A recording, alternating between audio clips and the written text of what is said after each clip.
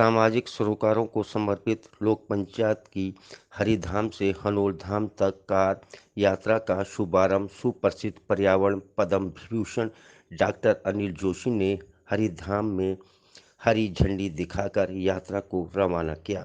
इस अवसर पर श्री जोशी ने कहा कि सामाजिक दृष्टि से यह यात्रा अत्यंत महत्वपूर्ण है। उन्होंने कहा कि पर्यावरण को बचाए रखना वर्तमान समय की आवश्यकता है।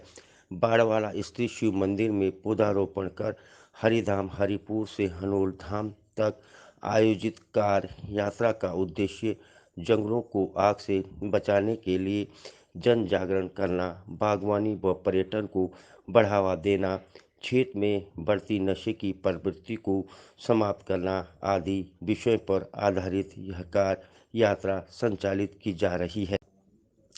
जगह जगह किया कार यात्रा का स्वागत। कार यात्रा का काफिला बाड़वाले से प्रारंभ होकर हरिघाट हरिपुर हनोल पहुंचा। हरी झंडी दिखाकर यात्रा को पद्म विभूषण डॉक्टर अनिल जोशी ने रवाना किया। काशी सैया कोरवा चक्राता कोटी कनासर सावड़ा त्यूणी होते हुए कार यात्रा रात्रि को हनोल स्थित मासू देवता मंदिर पहुंची। यात्रा का जगह जगह स्थानीय लोगों ने पुष्प वर्षा कर स्वागत किया। हनोल पहुंचकर लोक पंचायत के कार्यकर्ताओं ने देव दर्शन कर जौनसार बाबर के सुख और स्मृति की कामना की। लोक पंचायत द्वारा जगह जगह नुक्कड़ नाटक के माध्यम से भी नशे की प्रवृत्ति को रोकने के लिए आम जनमानस को संदेश दिया गया। आके इन यात्राओं के माध्यम से जन जागरण की बात कर रहे हैं। वो नशा हो या धड़क से जंगलों की बात हो, ये एक दूसरी बड़ी बात है जो मैं आपको और आपकी इस सेवा के लिए प्रणाम करता हूं। मुझे लगता है कि मैं पूछ रहा था, मुझे बहुत जानकारी नहीं थी। कल बीबीसी वाले मेरा इंटरव्यू लेने आए थे तो मुझसे बार बार पूछ रहे थे, डॉक्टर जोशी इस आग का क्या तोड़ है? तो यही तोड़ था जो मैंने कहा, लेकिन मैं लोक पंचायत के इस को बहुत ज्यादा नहीं जान रहा था उस समय तक। लेकिन मैं समझता हूं अगर कहीं प्रकृति के प्रति न्याय करना हो तो हम में से कौन है जिसे पानी नहीं चाहिए, हवा नहीं चाहिए, मिट्टी नहीं चाहिए? जब सबको चाहिए तो सबको जुड़ना पड़ेगा। कोई सरकार गैर सरकार नहीं होता। जंगल की आग कोई वन विभाग का ही दायित्व तो नहीं है। आग लगाने वाला क्या वन विभाग का व्यक्ति है? उदाहरण के लिए ये जो घटनाएं घटती हैं उसके लिए सब दोषी होते हैं, कम से कम प्रकृति से जुड़ी हुई घटनाएं। और इसके लिए सबको आगे आना चाहिए। ये लोक पंचायत का ये उदाहरण, और मैंने उनसे कहा भी था, जितने मित्र पत्रकार मित्र यहाँ पे हैं, मैं उनसे एक ही अनुरोध करूंगा, यही प्रयोग है जो आज इस राज्य को भी चाहिए और देश को भी चाहिए।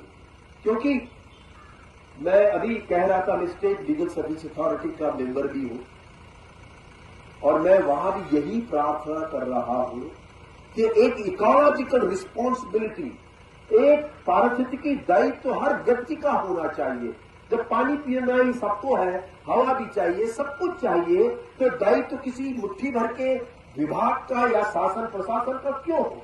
क्योंकि जब जब हमने उन पर छोड़ दिया तब तक पिछले 20 वर्षों में 3 दशकों में आपने देखा बहुत चमत्कार नहीं हुआ। क्या कारण है?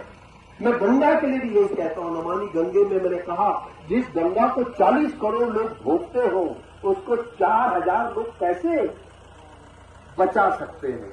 तो अभी जो आप संदेश दे रहे हो लोक पंचायत से, आपको समझना चाहिए ये आपकी भावनाएं आपके क्षेत्र के प्रति है, अवश्य बहुत महत्वपूर्ण है। लेकिन ये संदेश अगर लोगों तक नहीं जाएगा, पत्रकार मित्रों से मेरा अनुरोध है, ये खबर विकास नगर तक ही न रहे।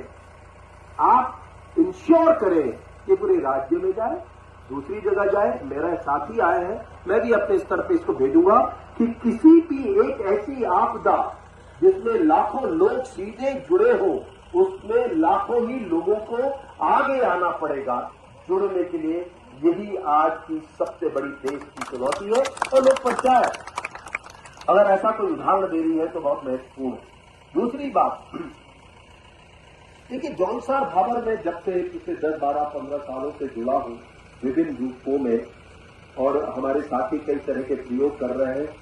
जन जागरण की जो यात्रा है ये पूरे राज्य और देश के लिए एक संदेश भी है कि किस तरह से एक जागरूक नागरिक मिल करके इन तमाम जो भी समाज में या उसके द्वारा उत्पन्न नशा जैसे मुक्ति के लिए एक साथ जुटकर बातचीत करना, और साथ में जो आज पूरा उत्तराखंड धधक रहा है जंगल की आग को लेकर के, उसमें जहां सरकार अपने आप में नाकाफ़ी होती हैं इस तरह के प्रयत्नों में, ऐसे में यह संगठन पूरे जौनसार भाबर में इस जागरण के साथ है कि जंगल में आग तो ना लगाएं, लेकिन आने वाले समय में उनके कौन से प्रयत्न होने चाहिए ताकि इस तरह की चीज़ों की पुनरावृत्ति ना हो। तो मैं समझता हूँ कि लोक पंचायत का ये प्रयत्न पूरे राज्य और देश के लिए बहुत महत्वपूर्ण है, और इस यात्रा का सबसे बड़ा पहलू ये है कि ये प्रकृति और पर्यावरण के प्रति लोगों को चेताने का एक बहुत बड़ा माध्यम है, जिसकी आवश्यकता आज हम सबको है, क्योंकि जिसको सब भोगते हैं प्रकृति को, उसको बचाने के लिए सबको जुटना होगा। सर, आप खुद भी एक पर्यावरणविद है, पद्मश्री है सर, ऐसे क्या वो है कि सरकार कामयाब नहीं हो पा रही है, क्या इसके लिए करना? देखिए, सबसे बड़ी बात यह है कि लाखों हेक्टेयर भूमि में मुट्ठी भर का विभाग कैसे काम कर सकता है। आप बताइए, पिछले 1988 के बाद जब वन नीति आई, तब गांव से और वनों का रिश्ता शून्य हो गया। पहले गांव जाते थे जंगल की आग बुझाने, अब नहीं जाते, तमाशबीन बन गए। कारण उसका साफ है कि वो रिश्ते में कहीं ना कहीं चोट पहुंची है। तो अब अगर कहीं वन पंचायतों को, गांव को नए सिरे से जोड़ना, और ये लोक पंचायत जैसी यात्राएं लोगों को जोड़ने के लिए ही हैं। वनों का मतलब खाली वन विभाग या सरकार नहीं होता। मेरे गांव का जंगल मेरे भी काम आता है, हवा मिट्टी के अलावा घास लकड़ी के लिए, इसलिए उसे बचाने का दायित्व तो मेरा भी है। तो मैं समझता हूं कि ये ऐसे मुद्दे, आपदाओं के मुद्दे, ये आग के मुद्दे, ये सब की भागीदारी के तरह से ही होने चाहिए, और लोक पंचायत इसका एक बड़ा उदाहरण बनेगा आने वाले समय में। और ने बताएं, लोक पंचायत का प्रत्येक उद्देश्य जन जागरण होता है। जौनसार के सामने इस समय अनेक प्रकार की समस्याएं हैं। हम केवल जागरण कर सकते हैं, जनता तक बात पहुंचा सकते हैं। वनाग्नि एक महत्वपूर्ण विषय है, नशा एक महत्वपूर्ण विषय है। जो विकास नगर तक का पलायन है, उसको रिवर्स कैसे किया जाए, विकास नगर को कैसे सुरक्षित किया जाए, इन सब तमाम विषयों को लेकर के जो गाँव का एकीकरण है, गाँव की एकता है, सामाजिक एकता बनी रहे, लोक पंचायत के इसमें आयामों में अनेक विषय निहित है।